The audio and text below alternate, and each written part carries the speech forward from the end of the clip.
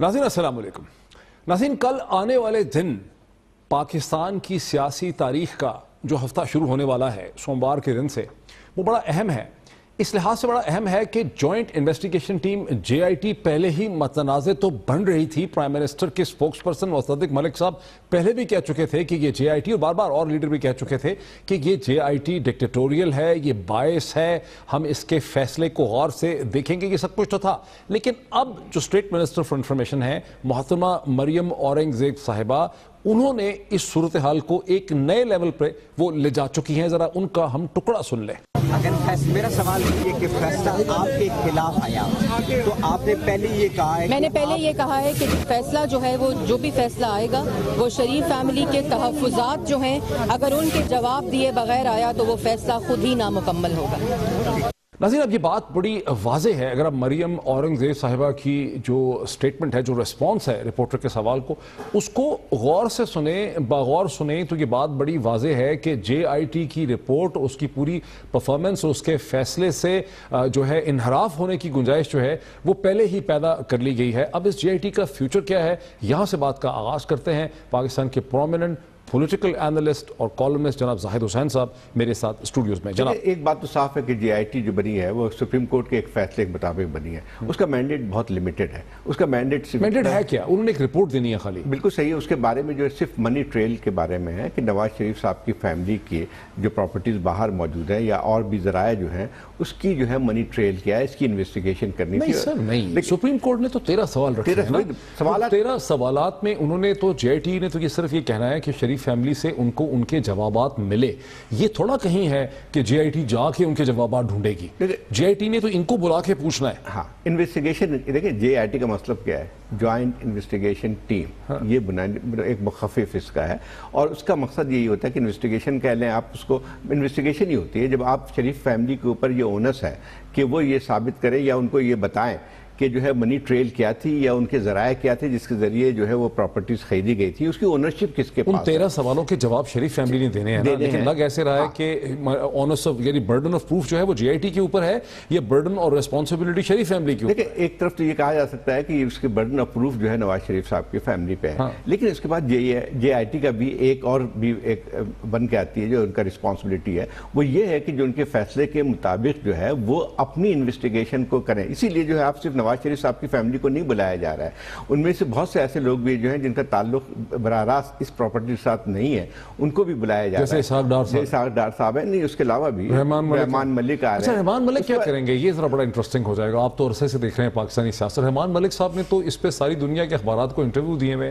पूरे पाकिस्तान के television channel को दिए हुए, कभी उन्होंने डिनाई नहीं किया। 1998 से लेकर अब तक, 97-98 से लेकर अब तक कितने बरस गुजर गए, 10 और 12 और 7, 19 बरस से रहमान मलिक साहब की कहानी सुना रहे हैं। अब रहमान मलिक साहब क्या कहेंगे? देखिए, रहमान मलिक साहब ने ये इन्वेस्टिगेशन, जब वो FIA में थे, जब बेनज़ीर भुट्टो साहब की दूसरी हुकूमत थी, तो उसमें जो है एक इन्वेस्टिगेशन होती है नवाज शरीफ साहब की प्रॉपर्टीज़ के हवाले से, और वो 96 में वो रिपोर्ट तैयार हो जाती है।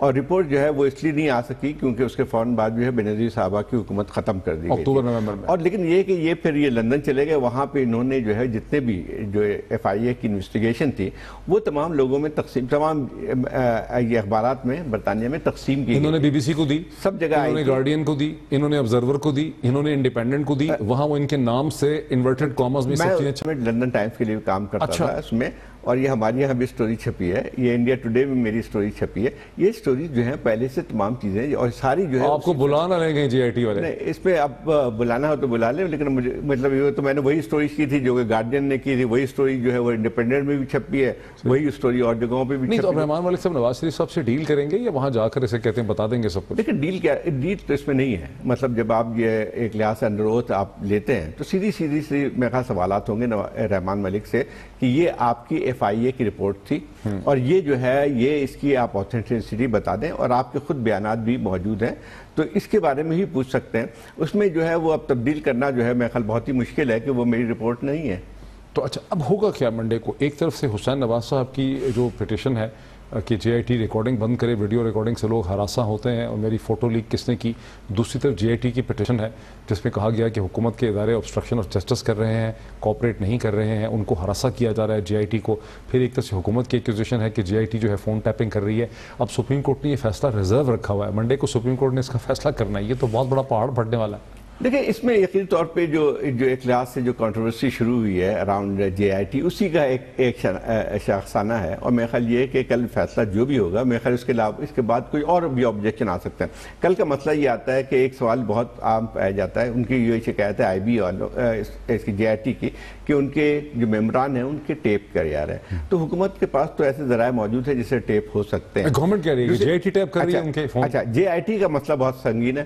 جے آئی ٹی کی جو ہے کیا یہ جے آئی ٹی پہ یہ کیپیسٹی ان کے پاس موجود ہے کہ وہ فون کر سکے. جے آئی ٹی تو ایک ٹیمپرری سی ایک باڈی ہے جس کا صرف ایک مقصد موجود ہے. تو اب یا تو حکومت صاف طریقے سے یہ بتائے کہ جو ہے جے آئی ٹی کے جو ممبران ہیں وہ ان کا مختلف آرگنائزیشن تعلق ہے. رپورٹ میں یہ لکھا ہے کہ ٹیکنیکل انالیسس سے یہ پتہ چلا ہے کہ یہ ہو رہا ہے. حکومت نے جواباً اس ٹیکنیکل انالیسس کے لفظ کی تشریح کرتے ہوئے یہ کہا ہے کہ اس کا مطلب یہ ہے کہ جے آئی ٹی فون ٹیپنگ کر رہی ہے. حکومت کو تو یہ ثابت کرنا پڑے گا. اس کا مطلب ہے کہ یہاں پر پھر ایک انٹر ایجنسی وارفیئر ہو رہی ہوگی, کیونکہ حکومت آئی بی کا ریکارڈ لے کر آئے گی اور یہ کہے گی کہ جے آئی ٹی کو بیکنگ ہے آئی ایس آئی کی, اور جے آئی ٹی جو ہے وہ آئی ایس آئی کی مدد سے ریکارڈنگ کر رہی ہے. تو پھر حکومت آئی بی کی مدد سے کر رہی ہے اور جے I T I S I کی مدد سے کر رہی ہے. یہ تو ایک بہت بڑا پینڈورا باکس ہے. ایک عجیب سی بات اس لیے معلوم ہوتی ہے کہ حکومت جو ہے یہاں پہ ایک ایگزیکٹو ہے, اس کی حیثیت ہے, اس کے کنٹرول میں سارے ادارے آتے ہیں. اگر حکومت کو یہ شک ہے کہ ان اداروں میں سے کوئی ادارہ جو ہے ان پہ جو ہے ان کے وزیر اعظم کے فون ٹیپ کر رہی ہے, تو سب سے پہلے تو حکومت کو اس کے خلاف فوراً قدم اٹھانا چاہیے. سپریم کورٹ میں جانے کے بجائے آپ کے پاس ایگزیکٹو اتھارٹی موجود ہے کہ آپ اس ایجنسی کے خلاف جس پہ آپ کو یہ شک ہے کہ آپ کے فون ٹیپ کر رہی ہے, تو اس کے اوپر تو سب سے پہلے حکومت کو خود اپنے طور پہ قدم اٹھانا چاہیے. لیکن صاحب اس کا کیا کریں گے؟ یہ دیکھیں 2015 جون کا یہ دوسرا اور تیسرا جب سپریم کورٹ میں جناب سجاد علی شاہ صاحب کی 1996 کی جو کاروائی تھی, جو ان کا کیس انیشیٹر تھا, اس میں جسٹس میاں ثاقب نثار نے 3 ممبر بینچ کے سامنے آئی ایس آئی اور آئی بی کو بلایا. تو آئی ایس آئی نے بتایا کہ پچھلے مہینے میں ہم نے 7,000 فون ٹیپ کیے ہیں, لیکن آئی بی نے بتایا کہ ہم نے بھی 6,000 کیے ہیں. آئی ایس آئی نے کہا جی کہ ہم نے تو پوری فوج کے, نیوی کے, ایئر فورس کے بھی فون ٹیپ کیے ہیں, ہم انسرجنٹس کے بھی کرتے ہیں, طالبان, ٹی ٹی پی, دہشت گرد, سیکٹریین آرگنائزیشن, ڈپلومیٹ سب کے کرتے ہیں. لیکن آئی بی نے یہ نہیں بتایا کہ یہ 6,000 فون آئی بی کس کے ٹیپ کرتے ہیں. اب ڈی جی آئی بی نے یہ بات آن ریکارڈ آ چکی ہے, پھر سپریم کورٹ کو بتایا کہ ہاں یہ جو جے آئی ٹی کے لوگ ہیں ہم ان کے فون پہلے سے ہی ٹیپ کرتے تھے. یہ آن پرنٹ ہے, ٹھیک ہے, پہلے سے کیا ٹیپ کرتے تھے. اس کا مطلب ہے کہ 19-20 گریڈ کے جو افسران ہیں, آپ نے تو پاکستان میں ہزاروں ہوں گے, آپ کا مطلب جتنے بھی سول سرونٹ ہے پاکستان میں, کیا آئی بی ان کے فون ٹیپ کرتی ہے؟ میں تو عرصے سے کہہ رہا ہوں کہ آئی بی میرے فون ٹیپ کرتی ہے. مجھے تو یہ کہتے کہتے 4 سال ہو گئے ہیں, میرے پاس تو ایویڈنسز ہیں, میں نے ٹی وی میں بھی دکھائی ہیں, فیس بک پر ڈالی ہوئی ہیں. تو آئی بی کو کہاں سے یہ لافل اتھارٹی ہے؟ پرائم منسٹر کو کون قانونی حق دیتا ہے کہ جرنلسٹ کے, میڈیا ایگزیکٹوز کے فون ٹیپ کریں؟ یہ تو کوئی بھی نہیں کر سکتا. دیکھیں ایک بات تو صحیح ہے کہ جب انٹیلیجنس ایجنسیز ہوتی ہیں جن کا ایک لحاظ سے یہ بھی کام ہے کہ انٹرنل سیکیورٹی کے لیے آپ یقینی طور پہ فون ٹیپ کرتے ہوں گے. لیکن جرنلسٹ کے تو نہیں کریں گے انٹرنل سیکیورٹی میں, ہم تو گورنمنٹ کے خلاف بول رہے ہیں. لیکن ان کو یہ حق نہیں پہنچتا ہے کسی بھی انٹیلیجنس ایجنسی کو, چاہے وہ آئی ایس آئی ہو چاہے آئی بی ہو, کہ آپ عام شخصیتوں کے بھی جو ہے وہ ٹیپ کریں اپنے مقاصد کے لیے. لیکن پاکستان میں اس قسم کی کاروائیاں بہت ہوتی رہی ہیں. میرے فون ٹیپ ہوتے رہے. اچھا, واٹر گیٹ اسکینڈل کیا تھا؟ وہ تو انہوں نے اپنے مخالفین کی تھی. لیکن وہ بات کر رہا ہوں, پریزیڈنٹ آف امریکہ کو گھر جانا پڑا. بالکل صحیح بات ہے. یہاں پہ بھی جو ہے یہ ایک بہت بڑا مسئلہ بن کے آ سکتا ہے. آپ کو یاد ہوگا کہ اس سے پہلے ایک اور بھی مقدمہ چل چکا ہے جس میں بہت سارے لوگوں کے نام تھے جس میں غیر قانونی طور پہ ٹیپ کیا جاتا تھا. اور میرے خیال مجھے سلیم مانڈوی والا کا کیس آپ کو یاد ہے؟ بالکل صحیح بات ہے. کئی اس طرح کی چیزیں ہوتی رہی ہیں. اور میرے خیال سب سے خطرناک چیز یہی ہوتی ہے کہ آپ سیاستدانوں کو بلیک میل بھی کرتے ہیں اس کے ذریعے جو ہے وہ اپنے کام بھی نکلواتے ہیں. جرنلسٹوں کے تو میرے خیال عام ٹیپ کرتے ہیں. ان کا مقصد یہ نہیں ہوتا ہے بلکہ یہ کہ اسے کئی واقعات جو ہیں وہ ہمارے ساتھ ہو چکے ہیں کہ میرے خود ٹیلی فون کی بات چیت جو ہے وہ بہت سارے ٹیپ جو ہیں وہ ان کو دے گئے تھے ٹیپ. تو اب مسئلہ یہ آتا ہے کہ ان تمام چیزوں کو, یہ تو ایک پاکستان کے اندر سب سے بڑا مسئلہ تو یہی آتا ہے کہ رول آف لا نہیں ہے. اس کی وجہ سے ایجنسیز خود بھی جو ہے اس قسم کے کام کرتی رہتی ہیں اور پھر یہ حکومت وقت اس کو استعمال کرتی رہتی ہے. اور پاکستان میں یہ بھی ہوا ہے کہ آئی بی جو ہے وہ چیف آف آرمی اسٹاف کا فون ٹیپ کر رہی ہے, آئی ایس آئی اور ایم آئی جو ہے وہ وزیر اعظم کے فون ٹیپ کرتی رہی ہے اور سیاستدانوں کے ٹیپ کرتے رہے. یہ سب سے بڑا مسئلہ تو رہا ہے. یہ بھی ایک بڑا مسئلہ کھڑا ہوگا اس ہفتے اگر یہ ڈیبیٹ آگے چلتی ہے سپریم کورٹ کے سامنے, دونوں طرف سے جو الزامات لگ رہے ہیں, یہ بھی بڑا مسئلہ ہوگا. لیکن ایک چیز بڑی عجیب ہے کہ حسین نواز صاحب یہ کہتے ہیں کہ ویڈیو ریکارڈنگ بند کی جائے. حالانکہ حسین نواز صاحب, ان کے وکیل اور ان کی ساری پارٹی یہ کہہ رہی ہے کہ طارق شفیع صاحب کو ہراساں کیا گیا, احمد سعید صاحب جو نیشنل بینک کے پریزیڈنٹ ہیں ان کو ہراساں کیا گیا, ہم سے بدتمیزی کی گئی, فلاں کو یہ کیا گیا. تو اس کے لیے تو یہ بہت ضروری ہے کہ ویڈیو ریکارڈ اور ایویڈنس ہو جس کو کہ دیکھا جا سکے اور پتہ چل سکے کہ کسی نے کسی کو ہراساں کیا یا بدتمیزی کی. لیکن یہی کہہ رہے ہیں کہ ویڈیو ریکارڈنگ بھی بند کر دی جائے. دیکھیں, اگر ویڈیو ریکارڈنگ ہو رہی ہے تو اس کا تو سب سے بڑا فائدہ ان کو خود پہنچے گا کہ اگر فرض کیجئے کوئی چاہے جے آئی ٹی کوئی چیز کے ان کے بیانات کو ڈسٹارٹ کرنا چاہے تو وہ نہیں کر پائے گی, کیونکہ پھر یہ اصل بات یہ کہ جے آئی ٹی کا کام سے فیصلہ کرنا نہیں ہے. یہ جو سب لوگ سارے بحث کر رہے ہیں کہ جو ہے جے آئی ٹی کے فیصلہ ہم نہیں مانیں گے, جے آئی ٹی کی صرف جو ہے وہ ایک رپورٹ دینی ہے جو انویسٹیگیشن کے ذریعے جو حاصل ہوگی. کام جو ہے جے آئی ٹی نے فیصلہ کرنا ہی نہیں ہے, تو یہ کیوں کہہ رہی ہے مریم اورنگزیب صاحبہ کہ ہم نہیں مانگ. فیصلہ تو ہے یہ تو سپریم کورٹ کے اس بینچ کو کرنا ہے جس کے تحت جو ہے جے آئی ٹی قائم کی گئی ہے. جے آئی ٹی کا کام فیصلہ کرنا نہیں ہے. یعنی یہ کہہ رہے ہیں کہ جے آئی ٹی یہ کہہ دے کہ سب ریکارڈ ٹھیک مل گیا ہے, سب سارے سوالات کے جواب مل گئے. بیکاز جے آئی ٹی نے تو یہ بتانا ہے سپریم کورٹ کو کہ ہمیں 13 سوالوں کے جواب سیٹسفیکٹری ملے ہیں یا ہمیں نہیں ملے ہیں. لیکن یہ عرض کیجئے کہ عرفان قادر صاحب کے ساتھ ہم نے 2 دن پہلے بہت اس پہ ڈسکشن کی اور اعتزاز احسن صاحب سے بھی کی اور بھی بہت سے وکلا سے کی. اکثر وکلا کا خیال ہے کہ یہ جو پروسیڈنگ ہو رہی ہے جے آئی ٹی کی, یہ میڈیا اور اپوزیشن کے لیے اوپن, ٹرانسپیرنٹ اور شفاف ہو سکتی تھی. اس کے راستے میں کوئی ایسی قانونی رکاوٹ نہیں ہے. یہ کوئی جینون کرمنل انویسٹیگیشن نہیں ہے, بیکاز جے آئی ٹی یہاں کوئی ایف آئی آر نہیں درج کر سکتی, نہ جے آئی ٹی کے سامنے کوئی نئی چیزیں آ رہی ہیں, نہ جے آئی ٹی انڈائٹ کر سکتی ہے, نہ سزا دے سکتی ہے. تو یہ وہ وہاں پہ ایک چیز نہیں لگتی کرمنل انویسٹیگیشن کی, تو پھر اس کو کیوں نہیں اوپن کرتے؟ دیکھیں, ایک تو بنیادی بات سے جو اعتراضات بعض جے آئی ٹی کے ہیں وہ میرے خیال بہت ویلڈ بھی ہیں.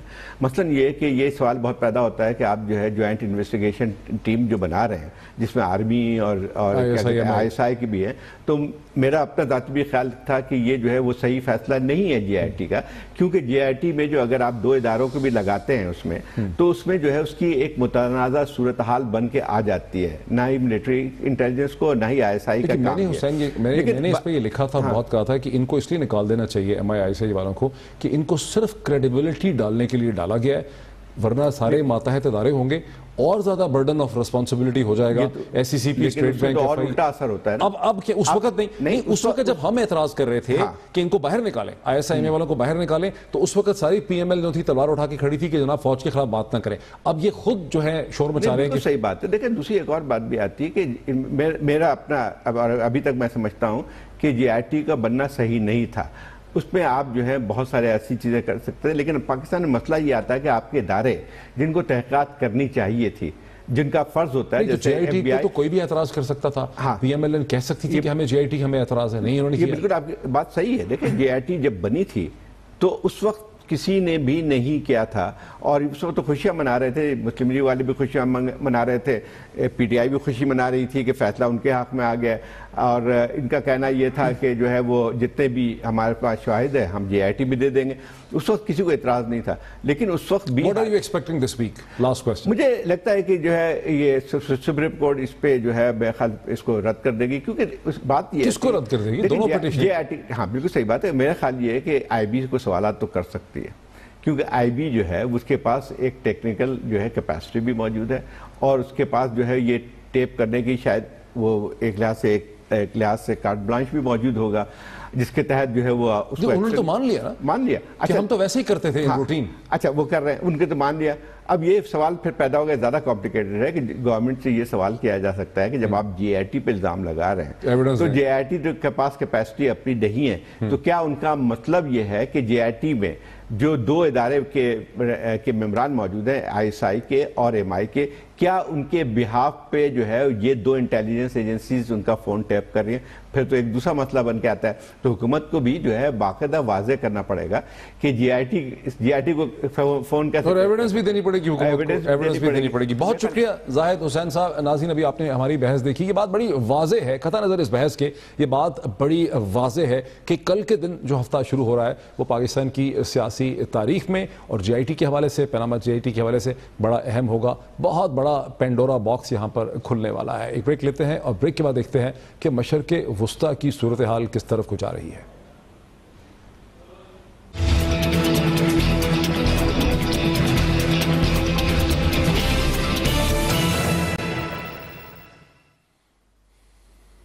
ناظرین ویلکم بیک.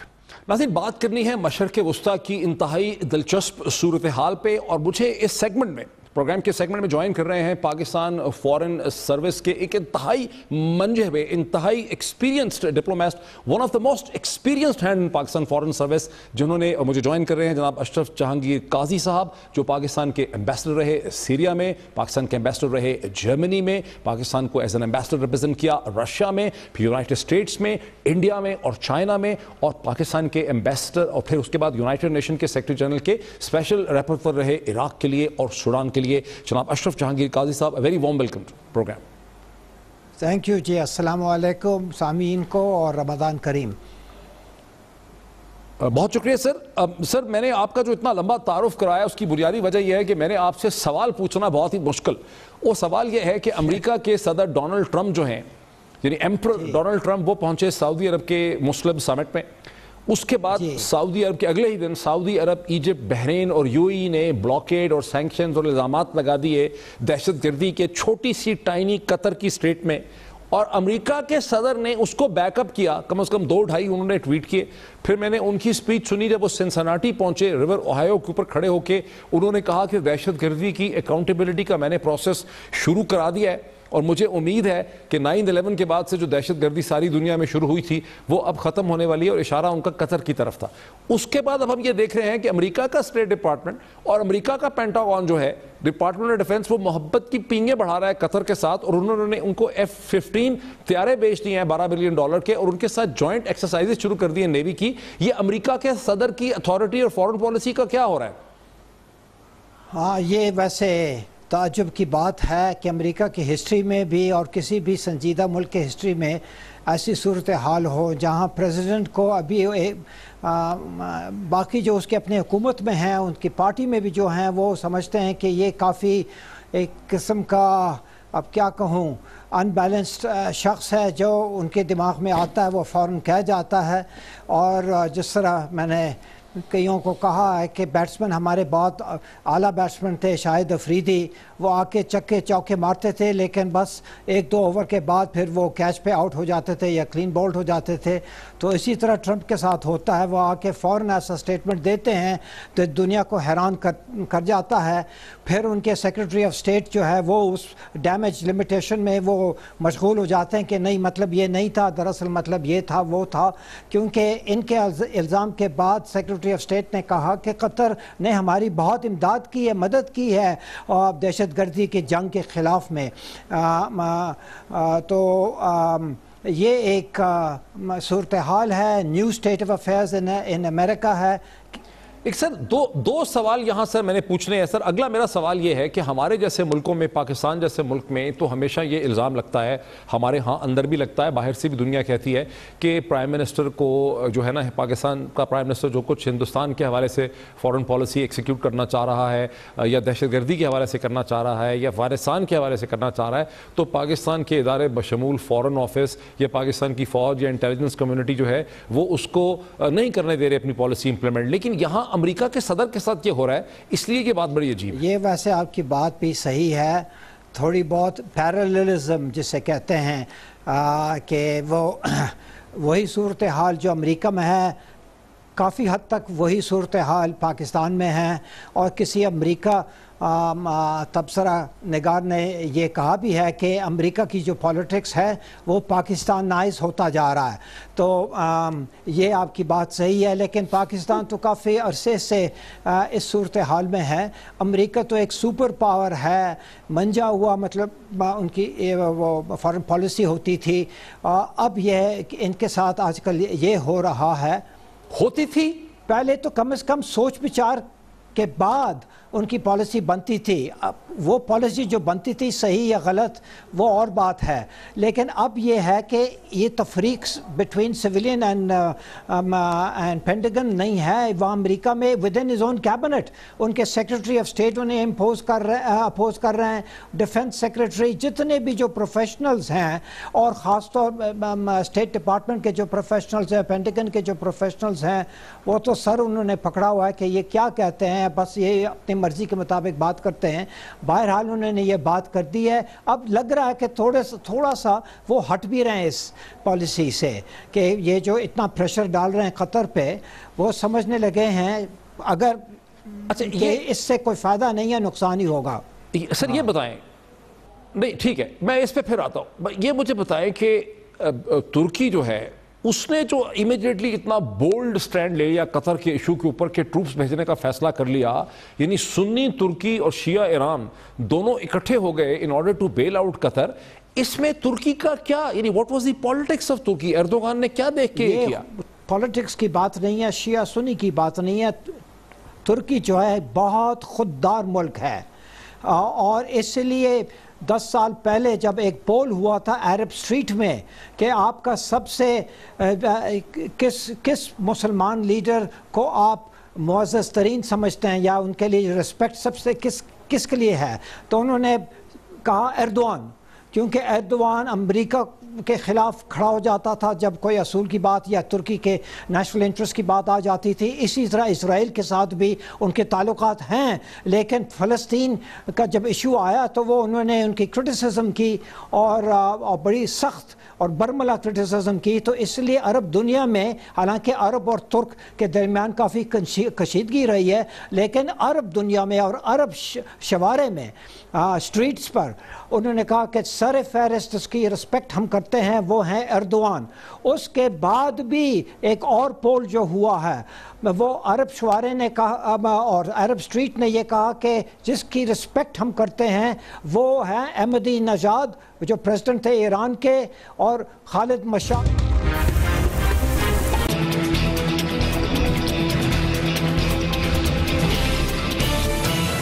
لیکن عوام جو ہیں اور دیکھنے والے جو عام پاکستانی ہیں وہ کچھ حیران ہیں کہ ہو کیا رہا ہے, کیونکہ یہاں کے جو ایرانی ایمبیسڈر ہیں اس نے احتجاج کیا کہ یہ جو آپ سٹیٹمنٹس دے رہے ہیں اور یہ جو آپ جس ریاض سمٹ میں گئے جس سے ہمیں ایکسکلوڈ کیا گیا, اور جس الائنس کے آپ کے سابق کمانڈر ان چیف جو ہیں COAS جو ہیں, وہ جو فورسز ہیں وہ دہشت گردی کے خلاف نہیں ہیں, وہ داعش کے خلاف نہیں ہیں, وہ ایران کے خلاف ہیں جو آپ کا نیبر ہے. اور داعش کا جو سب سے بڑا دشمن کون ہے وہ ایران ہے, اور داعش کا سب سے بڑا دشمن کون ہے وہ ایران ہے.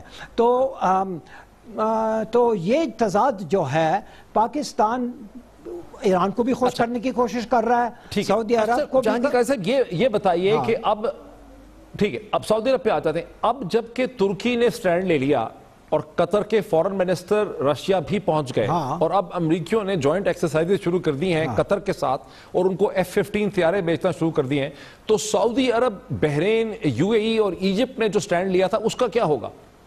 اس کا مجھے علم نہیں ہے. دیکھیں یہ سب پیسے پہ چلنے والی بات ہے. مصر کو تو کافی کچھ پیسے دیے ہیں, لیکن مصر نے اپنا فوج تو وہاں انہوں نے نہیں بھیجا, نہ بھیجنے والے ہیں. تو وہ بھی سعودی عرب کو خوش تو رکھ رہے ہیں کیونکہ وہاں سے ان کو کچھ مل رہا ہے امداد کی شکل میں, پیسے کی شکل میں وغیرہ وغیرہ, یہ سب چیزیں ہیں. اور سعودی عرب کی اہمیت ہے, بہت اہمیت ہے, ہر مسلمان ملک کے لیے اس کی اہمیت ہے, لیکن وہ اس حد تک نہیں جاتے ہیں. پاکستان ابھی اس ڈائلیما میں مبتلا ہے کہ سعودی عرب کو کیسے خوش رکھیں, قطر جو ہے اس کو بھی کیسے خوش رکھیں, ایران کو بھی کیسے خوش رکھیں. تو اسی میں ہماری پالیسی جو ہے وہ ذرا پھر کنفیوزڈ ہو جاتی ہے, اور جب کنفیوزڈ ہو جاتی ہے عوام کو کی سمجھ میں نہیں آتی کہ ہم کس رخ میں جا رہے ہیں. اور ہمارے جتنے جو رولرز ہیں ان کے ذاتی کچھ مفادات بھی شامل ہیں, قطر کے ساتھ بھی, سعودی عرب کے ساتھ بھی, جیسے کہ سب جانتے ہیں. تو یہ صورتحال پاکستان میں جو میں سمجھتا ہوں کافی افسوسناک ہے. ایمبیسڈر اشرف جہانگیر قاضی صاحب, بہت شکریہ. مشرق وسطیٰ کی جو انتہائی پیچیدہ صورتحال ہے اس پہ اپنا تبصرہ کر رہے تھے, اور جہاں پاکستان کے بات سمجھ آتی ہے کہ جہاں پاکستان کی جغرافیائی لیمیٹیشنز ہیں کہ اس کا ایک نیبر افغانستان ہے, اس کا ایک نیبر ایران ہے, اس کے سعودی عرب کے ساتھ تعلقات ہیں, اس کی ڈائسپورا جو ہے وہ کام کرتی ہے یو اے ای کے اندر اور سعودی عرب کے اندر, اور پھر قطر کے اندر بھی ہم دیکھ رہے ہیں کہ انٹرسٹ ہیں. اسی طرح پاکستان کا جو رولنگ فیملی, رولنگ ایلیٹس ہیں, ان کے ذاتی بھی انٹرسٹ اس قسم کے ہیں کہ پاکستان کی فورن پالیسی کو ایک ریشنل اور منطقی بنیادوں پہ چلانے میں خاصی دقت ہو رہی ہے ریاست پاکستان کو. ایک بریک لیتے ہیں اور بریک کے بعد دیکھتے ہیں کہ افغانستان کے حوالے سے واشنگٹن میں ٹرمپ ایڈمنسٹریشن جو ریویو کر رہی ہے اور جس قسم کے دھمکی آمیز وہاں سے اشارے ہمیں مل رہے ہیں پاکستان کے حوالے سے, اس کی حقیقت کیا ہے, پاکستان کو کیا کرنا ہوگا, اس میں بات کرتے ہیں آفٹر بریک.